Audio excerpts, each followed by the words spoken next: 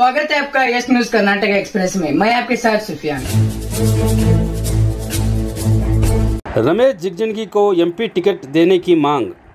जैसा कि आप सब जानते हैं कि लोकसभा इलेक्शन आने वाला है, जिसके चलते सभी अभ्यर्थी टिकट पाने के लिए अपना जोर लगा रहे हैं। इसी कड़ी में बीजापुर सांसद रमेश जिगजिणगी के कई अभिमानियों द्वारा आज एक प्रेस कॉन्फ्रेंस करके फिर से इस बार सांसद रमेश जिगजिणगी को ही बीजेपी टिकट देने का बीजेपी हाईकमांड से आग्रह किया गया।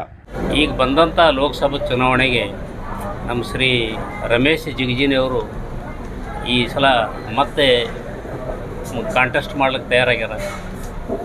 ಆದರೆ ಅವ್ರ ಬಗ್ಗೆ ಎಲ್ಲ ಇಡೀ ಜಿಲ್ಲೆ ಜನರಿಗೆ ಗೊತ್ತು ಅವ್ರು ಹೆಂಗದಾರ ಅಂತೇಳಿ. ಮತ್ತು ಎಲ್ಲ ಸಾಮಾನ್ಯ ಜನರ ಕೈ ಸಹಿತ ಸಿಗಂಥವ್ರು ಅದಾರ. ಅವರು ನಾವು 1976ರಿಂದ ರಾಜ್ಯಗಳಿಗೆ ಒಮ್ಮೆ ಬಂದವರು.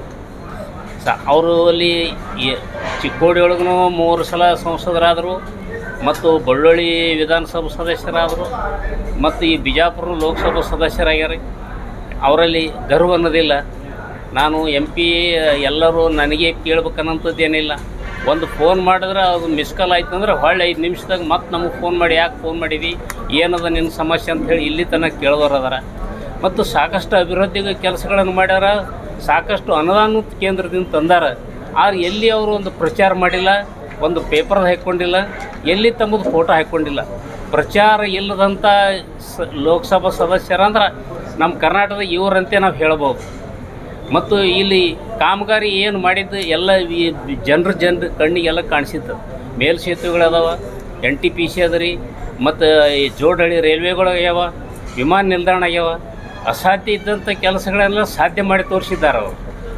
ಅದಕ್ಕೆ ಇದೊಂದು ಈ ಬಾರಿನೂ ಅವರಿಗೆ ನಾವು ಟಿಕೆಟ್ ಕೊಟ್ಟು ಗೆಲ್ಲಿಸ್ಬೇಕಂಥೇಳಿ ನಮ್ಮ ಎಲ್ಲ BJP ಕಾರ್ಯಕರ್ತರದೆಲ್ಲ ಒಂದು ಹುಮ್ಮಸ್ಸದ, ಒಂದು ವಿಶ್ವಾಸದ. ಅವರು ಯಾರ ಟೀಕೆಗೆ ಒಳಗಾಗಿಲ್ಲ ಮತ್ತು ಜಾತಿ ಮಾಡಿದವರಲ್ಲ, ಎತ್ತಿ ಕಟ್ಟಿದವರಲ್ಲ, ಎಲ್ಲಿ ಜಗಳ ಹಚ್ಚಿದವರಲ್ಲ, ಮತ್ತು ಎಲ್ಲಿ ಹಿಂದೆ ಭ್ರಷ್ಟಾಚಾರದ ಪೂರ್ವಗಳೇ ಎಲ್ಲಿ ಇಲ್ಲ ಅವರಲ್ಲಿ. ಏನಿದ್ರು ನೇರ ಹೇಳಿಕೆರಿಂದ ಕಳಿಸಿಬಿಡೋರು ಕೆಲಸ.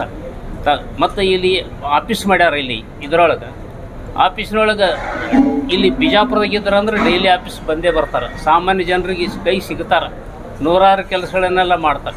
ಸಣ್ಣದನ್ನಲ್ಲ ದೊಡ್ಡದನ್ನಲ್ಲ, ಅದು ಎಲ್ಲ ಕೆಲಸಗಳನ್ನು ಮಾಡಿ ಒಂದು ಜನರ ವಿಶ್ವಾಸ ಗಳಿಸ್ಕೊಂಡಾರ. ಅವ್ರ ಬಗ್ಗೆ ಎಷ್ಟು ಹೇಳಿದ್ರು ಕಡಿಮೆನೇ. ಅವರು ನಾವು 76ರಿಂದ ಅವ್ರ ಜೊತೆನೇ ಇವತ್ತಿನ ತನೂ ನಾ ಇದ್ದೀನಿ. ಅವ್ರದ್ದೆಲ್ಲ ಪ್ರತಿ ಗುಣಗಳೆಲ್ಲ ಗೊತ್ತು ನಮಗೆ. ಒಳ್ಳೆ ಕಾರ್ಯಕರ್ತರು ಅದಾರ. ಇಂಥ MP ಬಿಟ್ಟರೆ ನಮಗೆ ಯಾವ MPನೂ ಎಲ್ಲಿ ಸಿಗೋದಿಲ್ಲ.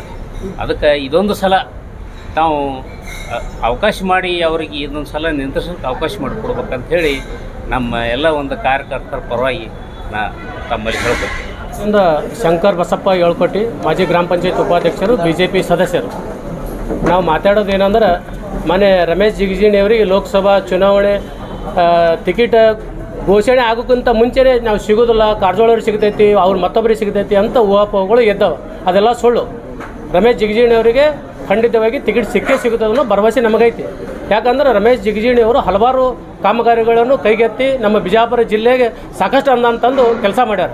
ರೈಲ್ವೆ ಬ್ರಿಡ್ಜ್ ಆಯಿತು, ಮತ್ತು ನ್ಯಾಷನಲ್ ಹೈವೇ ಆಯಿತು, ಬಹುವಳ್ಳು ಕುಡಿಯುವ ನೀರಿನ ಯೋಜನೆ ಆಯಿತು, ಗುಡಿ ಗುಂಡಾರಿಗಳಿಗೆ ಏನೇನು ಅನುದಾನ ಕೊಡಬೇಕು. ಸಣ್ಣ ಹಳ್ಳ್ಯಾಗ ಒಂದು ಫೋನ್ ಹತ್ತಿರ ಒಂದೊಂದು ಗುಡಿಗೆ 3 ಲಕ್ಷ 4 ಲಕ್ಷ ಅವರ ಅನುದಾನದಲ್ಲಿ ಅನುದಾನ ಬಿಡುಗಡೆ ಮಾಡ್ಯಾರ. ಸಾಕಷ್ಟು ಅಭಿವೃದ್ಧಿ ಹರಿಕಾರ ಅದಾರ.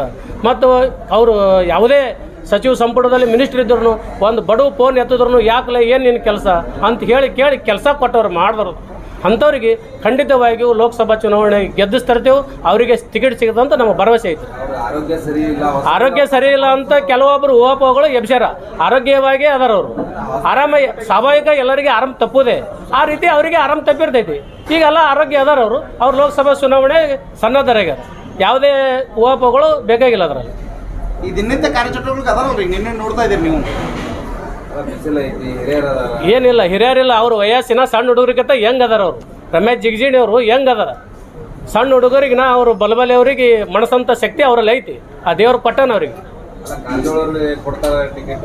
ಆ ಕಾರಜೋಳ ಅವ್ರಿಗೆ ಕೊಡ್ತಾರಂತೇಳಿ ಅದು ಪ್ರೆಸ್ ಮುಖಾಂತರ ಊಹಾಪೋಹ ಎಬ್ಸಿದ್ದೈತಿ. ನಿಜವಾಗಿ ಅದು ಮೊನ್ನೆ ರಮೇಶ್ ಜಿಗಜಿಣಗಿ ಅವರಿಗೆ ಲೋಕಸಭಾ ಟಿಕೆಟ್ ಫೈನಲ್ ಆಗೈತೆ ಆಲ್ರೆಡಿ. ಹೊರಗೆ ಬರ್ಬೇಕು ಅಷ್ಟೇ ನಿಮ್ಮ ಮೂಲಕ. ಪಕ್ಷದಲ್ಲಿ ಯಾರಿಗೆ ಕೊಟ್ಟರು ಪಕ್ಷದ ಸಿದ್ಧಾಂತ ಪ್ರಕಾರ ನಾವು BJP ಮಾಡ್ತೇವೆ, ಇಲ್ಲ ಅನ್ನೋಂಗಿಲ್ಲ. ಆದರೂ ನಮ್ಮ ಎಲ್ಲರೂ ನಮ್ಮ ಬಿಜಾಪುರ ಜಿಲ್ಲೆ ಪ್ರತಿಯೊಬ್ಬರು ಕಾರ್ಯಕರ್ತರ ಘೋಷಣೆ ಏನಿದೆ ಅಂದರೆ ರಮೇಶ್ ಜಿಗಜಿಣಿ ಅವರಿಗೆ ಟಿಕೆಟ್ ಕೊಡಬೇಕು. ಇದೊಂದು ಸಲ ಕೊನೆಯದು ಲೋಕಸಭಾ ಚುನಾವಣೆ, ಕೊನೆಯ ಲೋಕಸಭಾ ಚುನಾವಣೆ 75 ಆದ ಬಳಿಕ ಕುಡುದಿಲ್ಲ ಮಾಡೋದಿಲ್ಲ ಅಂತೇಳಿ ಸೆಂಟ್ರಲ್ ಗೌರ್ಮೆಂಟ್ದಾಗ ಐತಿ. ಅದರ ಪ್ರಕಾರ ಇದೊಂದು ಸಲ MP ಆಗಬೇಕು ಅಂತ ನಮ್ಮ ಅಪೇಕ್ಷೆ. ಸ್ಟೇಟ್ ಸರ್ಕಾರಕ್ಕೆ ಬರ್ಬೋದು, ಅವರು ಬರಲ್ಲ ಅಂತ ನಾವು ಹೇಳೋದಿಲ್ಲ, ಬರೋರಿ ಅವರು ರಾಜ್ಯದ ಮುಖ್ಯಮಂತ್ರಿ ಆಗೋ ತನಕ ರಮೇಶ್ ಜಿಗಜಿಣಿ ಅವರು ಹೋರಾಟ ಕಾಯಂ ಇರೋದು. ಪತ್ರಿಕಾ ಮಾಧ್ಯಮ ಮಿತ್ರರನ್ನು ಸ್ವಾಗತಿಸುತ್ತಾ, ಇವತ್ತಿನ ದಿನ ನಮ್ಮ ಭಾಗದ ಎಲ್ಲ ಹಿರಿಯ ಮುಖಂಡರು ಇವತ್ತಿನ ಪತ್ರಿಕಾಗೋಷ್ಠಿ ಮಾಡುವ ಉದ್ದೇಶ ಏನಂದ್ರೆ,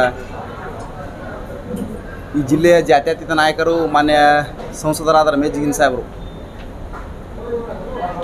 ಅವರ 32ನೇ ವಯಸ್ಸಿನಲ್ಲೇ ಈ ರಾಜ್ಯದ ಗೃಹ ಮಂತ್ರಿ, ಸಮಾಜ ಕಲ್ಯಾಣ ಖಾತೆಗಳನ್ನು ನಿಭಾಯಿಸಿದ ಒಂದು ಮೇರು ವ್ಯಕ್ತಿತ್ವದ ಮನುಷ್ಯರು. ಅವರು ಮೊದಲು ಜನತಾ ಪರಿವಾರದೊಳಗಿದ್ದರು. ಅವರು ರಾಮಕೃಷ್ಣ ಹೆಗಡೆಯವರ ಒಂದು ಅಪ್ಪಟ ಶಿಷ್ಯರು. ಅವರು ಮುಂದೆ ತಮ್ಮ ಹೆಗಡೆಯವರ ಕೊನೆಯ ದಿನದೊಳಗೆ ಅವರ ಗುರುವಿನ ಆದೇಶದ ಮೇರೆಗೆ 2004 ಭಾರತೀಯ ಜನತಾ ಪಕ್ಷವನ್ನು ಏನು ಸೇರ್ಪಡೆ ಆದರಲ್ಲ, ಅವತ್ತಿನ ದಿನ ದಿವಂಗತ ಅನಂತಕುಮಾರ್ ಅವರ ಒಂದು ನೇತೃತ್ವದೊಳಗೆ ಇಡೀ ಜನತಾ ಪರಿವಾರದ ಎಲ್ಲ ಮುಖಂಡರನ್ನು ಭಾರತೀಯ ಜನತಾ ಪಕ್ಷಕ್ಕೆ ಸೇರಿಸಿ ಉತ್ತರ ಕರ್ನಾಟಕದಾಗ ಒಂದು ಭಾರತೀಯ ಜನತಾ ಪಕ್ಷವನ್ನು ಪ್ರಬಲವಾಗಿ ಮಾಡ್ಲಿಕ್ಕೆ ಯಾರದು ಪ್ರಮುಖ ನೇತೃತ್ವವನ್ನು ವಹಿಸಿದಾರೆ ಅಂದ್ರೆ ಅದು ಸಂಸದ ರಮೇಶ್ ಜಿಗಜಿಣಿ ಸಾಹೇಬರು. ಒಂದು BJPಯ ಪಕ್ಷಕ್ಕೆ ಈ ಭಾಗದೊಳಗೆ, ಈ ದಕ್ಷಿಣ ಭಾರತದೊಳಗೆ ಒಂದು ದೊಡ್ಡ ಆಸ್ತಿ ಅನ್ನಂಗೆ ಅವರು ರಮೇಶ್ ಜಿಗಜಿಣಿ ಸಾಹೇಬರು. ಅವರ ತಮ್ಮ ಒಂದು 71ನೇ ವಯಸ್ಸಿನೊಳಗೆ ಅತ್ಯಂತ ಸುದೀರ್ಘವಾಗಿ ಒಂದು 35-40 ವರ್ಷದ ಹುಡುಗರಂಗೆ ಅತ್ಯಂತ ಆ್ಯಕ್ಟಿವ್ ಆಗಿ ಕೆಲಸ ಮಾಡ್ತಾರೆ. ಮಾನ್ಯ ಸಂಸದ ರಮೇಶ್ ಜಿಗಜಿಣಿ ಸಾಹೇಬರಿಗೆ ಮತ್ತೊಮ್ಮೆ ಈ ಬಾರಿ BJPಯಿಂದ ವಿಜಯಪುರ ಟಿಕೆಟ್ ಇವತ್ತು ಫೈನಲ್ ಆಗ್ತಾನೆ ಎಲ್ಲ ಕಾರ್ಯಕರ್ತರ ಒಂದು ಆಶಾಭಾವ ಅದ. ಅವ್ರಿಗೆ ಕೊಟ್ಟಿದ್ದೇ ಆದರೆ ಈ ವಿಜಯಪುರ ಜಿಲ್ಲೆ ಒಂದೇ ಅಲ್ಲ, ಈ ಉತ್ತರ ಕರ್ನಾಟಕದ ಸಹಿತ ಅವ್ರ ಪ್ರಭಾವಿ ಮುಖಂಡರದಾರ. ಎಲ್ಲ ವರ್ಗದ ಜನರನ್ನು ಅತ್ಯಂತ ಸಮಾನರಾಗಿ ಕಂಡು ಪ್ರೀತಿಯಿಂದ ತೆಗೆದುಕೊಂಡು ಹೋಗುವಂಥ ಒಂದು ವ್ಯಕ್ತಿತ್ವಗಳ ಮನುಷ್ಯರದಾರ. ಅವರಿಗೆ ನಾವು ಈ ಮೂಲಕ ರಾಷ್ಟ್ರೀಯ ಅಧ್ಯಕ್ಷರಿಗೆ ಮತ್ತು ರಾಜ್ಯಾಧ್ಯಕ್ಷರಿಗೆ ವಿನಂತಿ ಮಾಡಿಕೊಳ್ತೇವೆ. ನಮ್ಮ ಎಲ್ಲ ಜಿಗಜಿಣಿ ಸಾಹೇಬರ ಅಭಿಮಾನಿಗಳು, ಅವರ ನಮ್ಮ BJP ಪಕ್ಷದ ಕಾರ್ಯಕರ್ತರು ಸಂಸದ ರಮೇಶ್ ಜಿಗಜಿಣಿ ಸಾಹೇಬರಿಗೆ ಮತ್ತೊಮ್ಮೆ ಟಿಕೆಟ್ ಕೊಡ್ರಿ. ವಿಜಯಪುರ ಜಿಲ್ಲೆ ಅತ್ಯಂತ ದೊಡ್ಡ ಪ್ರಮಾಣದ ಮತಗಳ ಅಂತರದಿಂದ ಜಿಗಜಿಣಿ ಸಾಹೇಬರು ಆಯ್ಕೆ ಆಗ್ತಾರೆ ಮತ್ತು ಈ ಉತ್ತರ ಕರ್ನಾಟಕಕ್ಕೂ ಅವರಿಂದ ಅನುಕೂಲ ಆಗ್ತದೆ ಅಂತ ಹೇಳಿ ನಮ್ಗೆ ಯಾಕಂದ್ರೆ ರಮೇಶ್ ಜಿಗಜಿಣಿ ಅವ್ರಿಗೆ ಟಿಕೆಟ್ ಕೊಡ್ರಿ ಇರ್ತದೆ. ಈ ಸಾಕಷ್ಟು ಈ 5 ವರ್ಷನಾಗ ಹೆಚ್ಚುವರಿ ಕೆಲಸ ಮಾಡ್ಯಾರ, ಜಿಲ್ಲೆ ಒಳಗೆ ಅಗದಿ ಇದನ್ನು ಮಾಡ್ಯಾರ. ಅದಕ್ಕೆ ಅವ್ರಿಗೆ ಅಲ್ಲ, ರಮೇಶ್ ಜಿಗಜಿಣಿ ಅವರಿಗೆ ಈ ಸಲನೂ ಟಿಕೆಟ್ ಕೊಡಬೇಕು ಅನ್ನುವಂಥ ಬೇಡಿಕೆ. ಅವ್ರು ಈಗಾಗಲೇ ಈ 5 ವರ್ಷನಾಗ ಭಾಳ ಅತ್ಯಂತ ಹೆಚ್ಚಿನವರಿಗೆ ಕೆಲಸ ಮಾಡ್ಯಾರ. ಎಲ್ಲ ಏನು ಈ ರೋಡರೇ ಆಗಿರಲಿ, ವಿಮಾನ ನಿಲ್ದಾಣ ಆಗಿರಲಿ, ನೀರಾವರಿ ಆಗಿರಲಿ, ಎಲ್ಲ ಕೆಲಸಗಳು ಈ 5 ವರ್ಷನಾಗ ಹೆಚ್ಚಿನ ಮಟ್ಟದಾಗ ಮಾಡ್ಯಾರ. ಅದಕ್ಕೆ ನಮ್ಮ ಈ ಭಾಗದ ಜನರ ಬೇಡಿಕೆ ಅದ, ಜಿಗಜಿಣಿ ಅವರಿಗೆ ಟಿಕೆಟ್ ಕೊಡ್ರಿ. ಏನು ಕೆಲಸ ಮಾಡ್ಯಾರ ಮತ್ತು ರೋಡ್ಗಳು ಈಗ ನ್ಯಾಷನಲ್ ಹೈವೇಗಳು ರೋಡ್ಗಳು ಭಯಂಕರ ಮಾಡ್ಯಾರ. ಎಲ್ಲ ಕಡೆಯೂ ನ್ಯಾಷನಲ್ ಹೈವೇಗಳು ಮಾಡ್ಯಾರ. ನಮ್ಮ ಭಾಗದಾಗೂ ಇದು ದೊಡ್ಡ ನ್ಯಾಷನಲ್ ಹೈವೇ ಏನು ಸೋಲಾಪುರದಿಂದ ಬಿಜಾಪುರ ತನಕ ಬರೋದು, ಮತ್ತು ಬೇರೆ ಬೇರೆ ಕಡೆಯೂ ಎಲ್ಲ ಕಡೆ ನ್ಯಾಷನಲ್ ಹೈವೇ ಮಾಡ್ತಾರೆ. Delta learn online spoken English classes लाया है आपके लिए सुनहरा मौका। स्पोकन इंग्लिश आजकल न सिर्फ एक शौक़ है बल्कि अहम ज़रूरत बन चुका है। अगर आप लोग घर बैठे इंग्लिश सीखना चाहते हो तो अभी हमारे एक्सपर्ट से संपर्क करें 9972295999 और 8050828793। ಯಾವುದೇ ಹೊಸ ಸುದ್ದಿಯನ್ನ ನೋಡಲು ನಮ್ಮ ಎಸ್ ನ್ಯೂಸ್ ಕರ್ನಾಟಕ ಎಕ್ಸ್‌ಪ್ರೆಸ್‌ನ ನೋಡ್ತಾ ಇರಿ. ಹಾಗೆ ನಮ್ಮ ಚಾನೆಲ್ನ ಸಬ್ಸ್ಕ್ರೈಬ್ ಮಾಡಿ, ಬಾಜು ಇರುವ ಬೆಲ್ ಐಕಾನ್ ಅನ್ನ ಕ್ಲಿಕ್ ಮಾಡಿ. ಹಾಗೆ ನಮ್ಮ ಚಾನೆಲ್ನ ಲೈಕ್ ಮಾಡಿ, ಶೇರ್ ಮಾಡಿ. ನಮ್ಮ ನಡೆ ಸತ್ಯದ ಕಡೆ.